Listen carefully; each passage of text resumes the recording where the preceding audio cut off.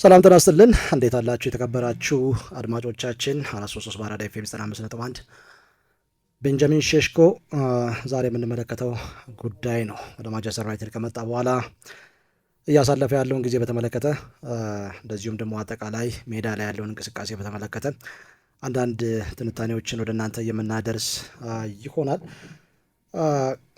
በክረምቱ የተጫዋቾች ዝውውር እጅግ በጣም ከፍ ባለ የዝውውር ሂሳብ ነው ከአርቢ ላይፕዚግ ማንቸስተር ዩናይትድን የተቀላቀለው።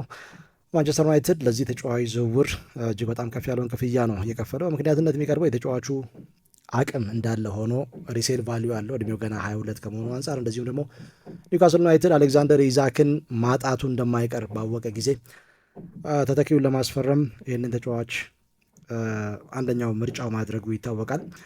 ያንን ተከትሎ ማንቸስተር ዩናይትድ መነሻ 76.5 ሚሊዮን ዩሮ ከአድኦንስ ጋር 8.5 ተጨማሪ የሚከፍል ይሆናል። 8.5 ሚሊዮን ዩሮ እንግዲህ ከመጣ በኋላ ተቀይሮ ነበር የገባው። መጀመሪያ ጨዋታ ከአርሰናል ጋር በተከናወነ ጨዋታ በቂ ቅድመ ውድድር ዘመን ዝግጅት አልሰራም። ትኩረቱ በሙሉ ከዝውውር ጋር ተያይዞ ነው ያለው። ከ6 ዓመት በፊት ማንቸስተር ዩናይትድ ሊቀላቀል ከጫፍ ደርሶ በ2 ሚሊዮን ዩሮ ልዩነት ምክንያት ነው ዝውውሩ ሳይሳካ የቀረውና ያልተጠናቀቀ የቤት ስራ እንዳለው አስቦ ትኩረቱን ሙሉ ለሙሉ ዝውውር ላይ በማድረግ እንግዲህ በመጨረሻ ማንቸስተር ዩናይትድን ተቀላቅሏል። ከተቀላቀለም በኋላ ደስታውን ሲገልጽ እንደነበር ማስተዋል ይቻላል። የመጀመሪያ ጨዋታም እንግዲህ ቡድኑ በአርሰናል 1-0 በተሸነፈበት ጨዋታ ነው ተቀይሮ የገባው። ከዛ በኋላ በተከታታይ ጨዋታዎች በተለይ ከፊትነስ ጋር ተያይዞ በቂ ቅድመ ውድድር ዘመን ዝግጅት ባለመስራቱ ምክንያት የመሰለፍ ዕድል አልነበረውም። ከታዋቂ ወንበር ላይ ተነስቶ ነበር ሲጫወት የነበረው። ያም ቢሆን ግን አሁን በራስ የመተማመን ስሜቱ ከፍ ብሏል። ብሬንትፎርድ ላይ የመጀመሪያ ጎሉን አስቆጠረ 6ኛው ሳምንት። 7ኛው ሳምንት ላይ ደግሞ ባለፈው ቅዳሜ ማንቸስተር ዩናይትድ በሜዳው ሰንደርላንድን 2-0 ባሸነፈበት ጨዋታ 33ኛው ደቂቃ ላይ የሁለተኛውን ጎል ወይም 2-0 ማንቸስተር ዩናይትድ የመራበትን ጎል ማስቆጠሩ ይታወሳል። ሜዲሻ ቤንጃሚን ሼሽኮ እና ማንቸስተር ዩናይትድ ስሎቬኒያዊ ተጫዋችና በማንቸስተር ዩናይትድ አጀማመሩ ምን ይመስላል? ከሁለት ተከታታይ ጨዋታዎች ጎሎች በኋላ በክረምቱ ማርክ ብዙ በዚህ በዝውውር መስኮት ብዙ ሲያነጋግሩ ከነበሩ የዝውውር ጉዳዮች መካከል አንደኛው የቤንጃሚን ሼሽኮ ዝውውር ነው። በቤንጃሚን ሼሽኮ እና በቪክቶር ዮኬሬሽ በአሌክሳንደር አይዛክ 9 ቁጥሮች የበለጠ ትኩረት የሳቡበት የዝውውር መስኮት ነው ያሳለፍ ነው። ከነዛ መካከል የ22 ዓመት ወጣቱ ቤንጃሚን ሼሽኮ አንደኛው ነው። ማርክ የአርሰናልም ትኩረት እንደነበረ ይታወቃል። አርሰናል የመጀመሪያ ምርጫው ቪክቶር ዮኬሬሽ እንደነበር ይታወቃል። ቪክቶር ዮኬሬሽ ማግኘት የማይችሉ ከሆነ ግን ቤንጃሚን ሼሽኮ ሌላኛው ምርጫቸው እንደነበረ በተደጋጋሚ ጊዜ ሲነገር ነበርና ማንቸስተር ዩናይትድ በተመሳሳይ ልክ እንደ አርሰናል ቤንጃሚን ሼሽኮ እና ቪክቶር ዮኬሬሽ ሁለቱንም ከሁለት አንዳቸውን የሚፈልግ ቡድን ነበር። እንግዲህ በጣም ተጽዕኖ ከፈጠሩ አጥቂዎች መካከል አንዱ ነው። በዝውውር ታዳጊ ነው። ብዙ ጨዋታ አላደረግም በማንቸስተር ዩናይትድ ገና 7ኛ ሳምንት ላይ ነው ያለው። ማርክ የዚህ ተጫዋች ከተጠባባቂ ወንበር እየተነሳ ጨዋታ የጀመረባቸውም ጨዋታዎች እንዳሉ ይታወቃል። 2 ጎሎች ከወዲሁ አስቆጥሯል ለማንቸስተር ዩናይትድ። ተስፈኛ ነው፣ አጀማመሩ ጥሩ ነው የሚሉ ነገሮች እየተነገሩ ነው ያሉት። እንግዲህ በሜዳ ላይ የምንመለከተው እንቅስቃሴ ጥሩ እየተሻሻለ እንደሆነ የበለጠ ከሊጉና ከማንቸስተር ዩናይትድ አጫወት ጋር እየተዋሃደ እንደሆነ እየተመለከትን ያለ ነው። የተወሰነ መቸገሩ ምክንያታዊ ይመስለኛል። ወደ አዲስ ከባቢ የመጣው አዲስ አሰልጣኝ አዲስ ክለብ አዲስ ሊግ ከአርቢ ላይፕዚግ ከሚጫወትበት መንገድ ጋር ደግሞ የተለያየ የጨዋታ መንገድ የሚከተሉ አሰልጣኝ ናቸው። አሰልጣኝ ሩበን አሞሪም ከዚህኛው ሲስተም ጋር ለመዋሃድ ከአዳዲስ በዙሪያው ካሉ ጓደኞቹ ጋር ለመዋሃድ ጊዜ ያስፈልገዋል። በአንድ ጊዜ መጥቶ ለመዋሃድ የሚቻል አይደለም። ግን ፍንጮች ነበሩ። ማርክ ቤንጃሚን ሼሽኮ ኳሊቲ ያለው ተጫዋች እንደሆነ የሚያሳዩ ፍንጮች ነበሩ። በተለይ የኳስ ንክኪዎቹ እዚህ ላይ አድማጮቻችን 6ኛው ደቂቃ ማንቸስተር ዩናይትድ ከብሬንትፎርድ መለስ ብላችሁ ማየት ከቻላችሁ ሜዲሻውን የሚገልጸውን ነገር መመልከት ትችላላችሁ። የኳስ ንክኪው የተለየ ነበር። ልክ እንደ ማቲያስ ኩኛ አይነት ከአርሰናል ጋር በነበረ ጨዋታ አንድ ኳስ በቴክኒኩ በኩል ተጠቅሞ ኳሱን አቅጣጫ አስቀይሮ የሄደበት መንገድ ንክኪው በዛ ሜትር ከ95 በሚረዝም ግዙፍ ተክለሰውነት ይህንን ማድረግ ይቻላል ወይ የሚል ጥያቄ የሚያስነሳ አይነት ነገር ነበር። ያ በደንብ ከኳስ ጋር ምቹ አጥቂ እንደሆነ እየተመለከትን ነው። ማርክ በዙሪያው ሌላ ጥራት ያላቸው ተጫዋቾች አሉ። ብሪያን ምቤሞ፣ ማቲያስ ኩኛ፣ አማድ ዲያሎ አይነት ጥራት ያላቸው ከጀርባው ያሉት ተጫዋቾች የውህደት ጉዳይ ካልሆነ በስተቀር ለሱ ሰርቪስ ለማድረግ እና ደግሞ ከሱ ጋር በአንድ ሁለት የኳስ ቅብብል አስከፍቶ ለመግባት ተስማሚ የሆነ አይነት ኳሊቲ ከጀርባው እንዳለ እየተመለከትን ያለ ነው። ብሩኖ ፈርናንዴዝ እዚህ ላይ ሳይዘነጋ ግን የበለጠ በጥልቀት መጥቶ ለነሱ ከተከላካይ ጀርባ ስፔስ በመፍጠር በጥራት ባላቸው የኳስ ንክኪዎች በጋራ ወደ ተቃራኒ ሳጥን ለመድረስ የሚያደርገው የቴክኒክ ኳሊቲ እና ደግሞ ሳጥን ውስጥ ያለው ፕሬዘንስ የበለጠ ለማንቸስተር ዩናይትድ ጠቃሚ ይመስላል። በቤንጃሚን ሼሽኮ በኩል ቁመቱ ጥሩ ነው። የአየር ላይ ኳስ ጥሩ ኳሊቲ አለው። ሜትር ከ95 የሚረዝም ወጣት ተጫዋች ነው።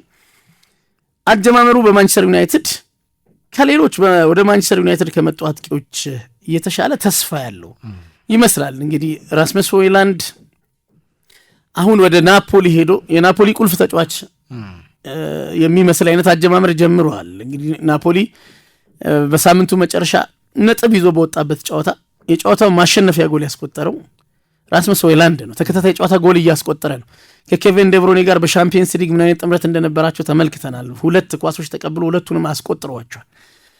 ምናልባት ሲስተሙ የሮበን አሞሪም ሲስተም ለራስመስ ሆይላንድ የተስማማ አይመስልም። ስለዚህ ጊዜ ወስዶበታል። ዚርኬዚ ሌላኛው ነው ማርክ ከአሰልጣኙ ሲስተም ጋር ጊዜ የወሰደበት የሚመስል። ቤንጃሚን ሼሽኮ ግን ከነሱ የተሻለ ቶሎ አዳፕት የሚያደርገው ይመስላል ይህንን የሮበን አሞሪምን የጨዋታ ሲስተም እና እሳቸውም አሁን የመጀመሪያ ምርጫ ለይተዋል። የመጀመሪያ ምርጫቸው እሱ እንደሆነ ተደጋጋሚ ጨዋታን እየጀመረ ነው ያለው። በየጨዋታው እያደገ እየተመለከት ነው። ጎል ማስቆጠር ጀምረዋል። የሚፈጥራቸው የጎል እድሎች ከጨዋታ ጨዋታ ቁጥራቸው ከፍ ብለዋል። በራስ መተማመኑን ያገኘ ይመስላል ተጫዋቹ ጎሎች እያስቆጠረ በመሆኑ ምክንያት። ስለዚህ ከሌሎች በማንቸስተር ዩናይትድ በጣም ተቸግረው ከሄዱት ወጣት አጥቂዎች የተሻለ በማንቸስተር ዩናይትድ ጥሩ ሲዝን ሊኖረው የሚችለው ቤንጃሚን ሼሽኮ ይመስላል ማለት። ከዝላታን ኢብራሂሞቪች በኋላ የማንቸስተር ዩናይትድ እጅግ በጣም ግዙፉ ተጫዋች ነው። ዝላታን ሜትር ከ95 ይረዝማል። በተመሳሳይ ቤንጃሚን ሼሽኮ ሜትር ከ95 ይረዝማል። ዝላታን በመጣበት ወቅት ኦልሞስት ወደ ጫማውን ወደ መስቀያ እድሜው ላይ ነው የመጣው። ጆዜ ሞሪኒዮ ወደ ማንቸስተር ዩናይትድ ስለመጡ ነው እርሳቸውን ተከትሎ ወደ ኦልድ ትራፎርድ የደረሰውና ግዙፍ ግብ አጥቂ ነው ይሄ ተጫዋች ቤንጃሚን ሼሽኮ። ረፍት የለሽ ሩጫዎችን ያከናውናል። አጋጣሚዎችን ካገኘ እጅግ በጣም ምህረት የለሽ ነው። እጅግ በጣም አስደንጋጭ ሩጫዎችን ይፈጽማል። የአየር ላይ ኳስ ኳሊቲው እጅግ በጣም ድንቅ ነው። በዛ ቁመቱ ላይ ሲዘል የተለየ ግርማ ሞገስ እንዳለው ማስተዋል ይቻላል። በቡንደስሊጋው አማካይ ፍጥነቱ 35.7 ኪሎ ሜትር ነው በሰዓት። ከፈጣኑ የቡንደስሊጋ ተጫዋች የሚያንሰው በ1.5 ኪሎ ሜትር ነው በዚህ ቁመቱ። ይሄ እጅግ በጣም የተለየ ኳሊቲው ነው። 2 ነገሮች ተመልክተናል በዚህ ተጫዋች ላይ። የመጀመሪያው ከዚህ ከቼልሲ ጋር በተከናወነ ጨዋታ ሮበርት ሳንቼዝ በቀይ ካርድ እንዲመለከት መነሻው እርሱ ነው። አልታዊ ባይንዲር በረዥሙ የመታውን ኳስ በጭንቅላት ገጭቶ ከእርሱ ጀርባ ፈጣን ሩጫ ሲያደርግ ለነበረው ብሪያን ምቤሞ ነው ያን ኳስ የሰጠው። ጥፋት ተፈጸመ። ከዛ በኋላ ማንቸስተር ዩናይትድ ኑሜሪካል አድቫንቴጅ ወሰደ። ከዛ ውጪ ይሄ ፖዚሽናል ዋይዝ በጣም ጥሩ ተጫዋች። ኳሶች ከመስመር ሲሻገሩ በሁለቱ ተከላካዮች መሀል አይቆምም። የበለጠ በቁመት አጠር ወደሚለው የመስመር ተጫዋች የመስመር ተከላካይ ወደዛ ሄዶ ነው በአየር ላይ ኳስ የሚገጨው። እንግዲህ ባለፈው ሰንደርላንድ ላይ የቦታ አጠባበቁ ጥሩ ነበረ። ያገኘውን ኳስ ታፒን በቀላሉ ወደ ጎልነት የቀየረውና ለማንቸስተር ዩናይትድ መከላከልንም ማጥቃትንም የሚያግዝ ነው። ለምሳሌ ማንቸስተር ዩናይትድ በቆመ ኳስ ችግሮች አሉበት። እንዲህ አይነት ተጫዋች ከያዝክ ደግሞ የበለጠ ተጠቃሚ ትሆናለህ። በተለይ ኒር ፖስት ላይ የሚቆም ከሆነና ኳሱ በቀጥታ የሚመጣ ከሆነ ከዚህ ተጫዋች የሚያልፍ አይደለም። ምናልባት ኳሱን እዛው ጀምሮ የተጋጣሚ ቡድን ተጫዋቾች በሌላ መንገድ እርሱ በማይቆምበት የፍጹም ቅጣት ምት ክልል ላይ ኳሱን መጫወት ካልመረጡ በስተቀር በአየር ላይ ኳስ ልክ እንደ ኤርሊንግ ብራውት ሃላንድ ቡድኑን በማጥቃቱም በመከላከሉም የሚያግዝ እንደሆነ ግልጽ ነው። ይህንንም በሚገባ ያስተውለናል። የሩጫው አይነትም ማርክ የተለያዩ አይነት ፍጥነት መጠቀም የሚችል አይነት ኳሊቲም ያለው ተጫዋች ነው። ኤክስፕሎሲቭ ፔስ በጣም በዚህ ጥሩ ኳሊቲ እንዳለው ይነገራል። የዚህ ተጫዋች አክሰለሬሽን ሩጫውም ለአንድ አጥቂ በጣም ተስማሚ የሆነ አክሰለሬሽን ሩጫ አለው። የበለጠ ከተከላካዮች የተሻለ እድል እንዲፈጥር የሚያደርግ አክሰለሬሽን ሩጫ በጣም ድንቅ ነው። ሌላው ማርክ ፓወርፉል ነው። በደንብ ጥሩ ኢነርጂ ያለው ተጫዋች ነው። ይሄ እድሜውም በደንብ ያግዘዋልና ቴክኒካል ፊኒሸር ነው። በዛ ላይ ይሄ ዝም ብሎ ጎሎችን በቴክኒክ ላቅ ያለ ኳሊቲ ያላቸው አጥቂዎች የሚያስቆጥሩትንም አይነት ጎል ማስቆጠር ይችላል። ይሄ ሌላኛው የቤንጃሚን ሼሽኮ ትልቁ ኳሊቲ ነው ማድረግ። ሌላው ቨርሳታይል ሙቭመንት ማድረግ የሚችል አጥቂ መሆኑ የበለጠ ለቡድኑ ጠቃሚ ይመስለኛል። ቨርሳታይል የተገማች አይደለም ሙቭመንቱ በተከላካይ እይታ ውስጥ ብዙ ጊዜውን የሚያጠፋ አይነት አጥቂ አይደለም እና የተለያየ አይነት ሞቢሊቲ ያለው ሙቭመንት ያለው ተጫዋች መሆኑ የበለጠ ጥሩ አጥቂ እንዲሆን ያገዘው ይመስለኛል ማርክ። ሌላ ሆልድ አድርጎ መጫወት ይችላል። ይሄ ቅድም አንተ ያነሳቸው እነዚህ ከግብ ጠባቂ ከተከላካዮች የሚጣሉ ረጃጅም ኳሶችን ሆልድ ማድረግ ተቆጣጥሮ ሌሎች ጓደኞቹን ወደ አታኪንግ ዞን የበለጠ በቁጥር በስተው እንዲያጠቁ የማድረግ አይነት ኳሊቲ አለ። ይሄ በጣም ፊዚካል ቁመቱም የበለጠ ያግዘዋል። ፍሊክም ማድረግ ይችላል። ፍሊክ ቅድም ያነሳው ኢምቤሞ የዛ አንድ ማሳያ እንቅስቃሴ አንደኛው ማሳያ። በፊት የምናውቀው ዲጄ ሮግባን ነበር ያንን በማድረግ ሆልድ አፕም እንደገና ሊንክ አፕም ማድረግ ይችላል። ተመልሶ ይሄ በጣም እንግዲህ የአንድ ተፈጥሯዊ 9 ቁጥር ትልቅ ኳሊቲ የሚባለው ሆልድ አፕ ማድረግ የ9 ቁጥሮች አንደኛው ኳሊቲ ነው። ብዙ ጊዜ እንደዚህ ተፈጥሯዊ 9 ቁጥሮች ቲፒካል ነምበር 9 የሚባሉ አጥቂዎች በሆልድ አፕ ብዙ አይቸገሩም። በሊንክ አፕ ግን በጣም ይቸገራሉ። ሊንክ አፕ ቴክኒካል ኳሊቲ ይፈልጋል እና ቤንጃሚን ሼሽኮ ግን ለዚህ የበለጠ ለሁለቱም አጫዋቶች በደንብ የተስማማ አጥቂ ነው። ይሄ የበለጠ የማንቸስተር ዩናይትድን ማጥቃት እንዲሻሻል ከሚያደርጉ የቤንጃሚን ሼሽኮ ኳሊቲዎች መካከል ጥቂቶቹ ናቸው። ሌላው ኮምቢኔሽን ኦፍ ፊዚካል ስትሬንግዝ ማርክ ይሄ በጣም ለአንድ አጥቂ አስፈላጊ የ22 ዓመት ወጣት ነው። ፊዚካል ስትሬንግዙ ግን ከእድሜው በላይ ነው። ቁመቱ ፍሌክሲቢሊቲውን አልገደበበትም። የበለጠ ፍሌክሲብል ነው። እንደዚህ አይነት ነገሮችን ስትመለከት ማንቸስተር ዩናይትድ ጥሩ አጥቂ ማስፈረሙን የሚያሳይ ይመስላል። ሌላው ከፔናልቲ ቦክስ ውስጥ በጣም ፎከስ የሚያደርግ አጥቂ ነው። ፔናልቲ ቦክስ ውስጥ የበለጠ የሚያገኛቸውን እድሎች በመጠቀም ጥሩ ኳሊቲ ያለው አጥቂ ነው። ከሳጥን ውጭ ደግሞ ቅድም ያልነው ለሌሎች ጓደኞቹ በእንቅስቃሴ ስፔስ የሚፈጥርበት በጥሩ የኳስ ንክኪው የተከላካዮችን ኦርጋናይዜሽን የበለጠ ዲስኦርጋናይዝ ማድረግ የሚያስችል የኳስ ንክኪዎች ያሉት በቴክኒክ የላቀ አጥቂ ነው እና ቤንጃሚን ሼሽኮ በማንቸስተር ዩናይትድ ጥሩ መጀመሩን እየተመለከትን ነው ማለት ያ ማንቸስተር ዩናይትድ እርሱ ከመጣ በኋላ ረዣዥም ኳሶችን ለእርሱ እየጣለ ነው የሚገኘው። በአማካይ ቦታ ላይ ባሉ ተጫዋቾች የኳስ ቁጥጥር ያን ያህል አሁን ባለው የተጫዋቾች ኳሊቲ እምነት የሚጣልበት የአማካይ ክፍል የለውም። የአሰልጣኝ ሩበን አሞሪም የጨዋታ መንገድ ብዙን ጊዜ ኳስ ተቀባብሎ መቆየት ሳይሆን ተጋጣሚ ቡድን ሜዳ ላይ ቶሎ ቶሎ መድረስ ነው። ለዛ ደግሞ ሼሽኮ እጅግ በጣም መመቹ ተጫዋች ነው። በጥልቀት ወደ ኋላ ተመልሶ ሲጫወት የተጋጣሚ ቡድን የተከላካይ መስመር ዲስኦርጋናይዝድ ይሆናል። እነ ማቲያስ ኩኛ፣ ብሪያን ምቤሞ እንደዚሁም ደግሞ የፕሬሲንግ ማሽኑ ሜሰን ማውንት ይህንን አጋጣሚ በሚገባ ሊጠቀሙ የሚችሉ ተጫዋቾች ናቸው። የእሱ ወደ ኋላ ተመልሶ መጫወት እንጂ እንግዲህ ለሊንክ አፕ ፕሌይም እጅግ በጣም አመቺ ተጫዋች እንደሆነ ቀደም ሲል ሚሊሻ ስገልጸው ነበረ። የተከላካይ መስመርም ዲስኦርጋናይዝ በማድረግ በአንድ ጊዜ ሁለት ጠቀሜታን ነው የሚሰጠውና አንድ ቡድን ከመከላከል ወደ ማጥቃት በሚያደርገው ሽግግር እጅግ በጣም አመቺው ተጫዋች ቡድኑ ኳስ እንዲይዝም ተጫዋቹ ያለው ሚና የላቀ ነው። በጥልቀት ወደኋላ ተመልሶ ሲጫወት ደግሞ የአማካይ ክፍሉን ቁጥር በመጨመር ረገድ እጅግ በጣም ወሳኝነት አለው። እሱ ወደኋላ ሲመለስ 10 ቁጥሮች የበለጠ ወደ 6 ቁጥሮች እንዲመለሱ እድል ይሰጣል። ያ ደግሞ ማንቸስተር ዩናይትድ በአማካይ ቦታ ላይ የበለጠ ኮምፓክት ሆኖ እንዲጫወት የሚያደርገው ነው። በአጠቃላይ እጅግ በጣም ጥሩ ተስፋ ያለው አሰልጣኝ ሩበን አሞሪምም እንደፈለጉ እንደ እርሳስ ሊቀርጹት የሚችሉት አጥቂ ነው። እንግዲህ ከቪክቶር ዮኬሬሽ ጋር ሰርተዋል አሰልጣኙ።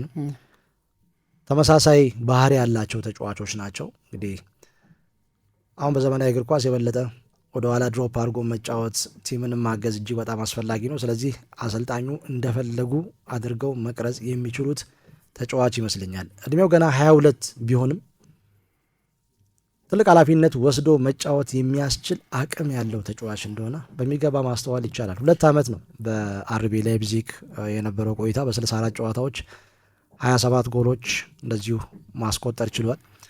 ይሄ እንግዲህ መጥፎ የሚባል ሪከርድ አይደለም። በትልቅ ክለብ ደግሞ ሲጫወት ለጎል የተመቻቸ ኳስ ሲቀርብለት ከዚህም የበለጠ ጎል ማስቆጠር እንደሚችል በሚገባ አሳይቷል።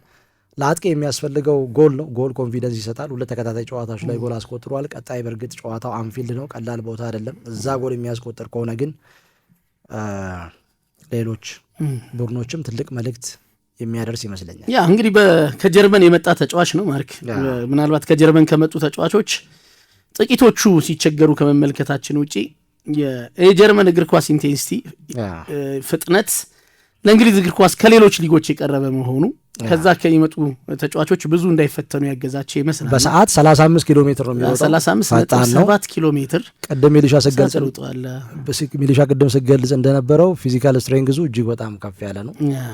ስለዚህ በቡንደስሊጋው ቀዳሚ ያደርገዋል። ይሄ ከአጥቂዎቹ በቡንደስሊጋ ካሉ አጥቂዎች ቅድም ያነሳው የ37.7 ኪሎ ሜትር የቡንደስሊጋው ቶፕ ቀላል ነገር አይደለም። ስለዚህ ቅድም ስናነሳ የነበረው የቡንደስሊጋው ኢንቴንሲቲ፣ የቡንደስሊጋው ፍጥነት በዛ ውስጥ ቀዳሚው ነው። ስለዚህ በእንግሊዝ ሲመጣ ብዙ የሚቸገርበት አይነት ሁኔታ አይፈጠርም። ያንን የበለጠ ያገዘው ይመስላልና እንግዲህ ብዙ አጥቂዎች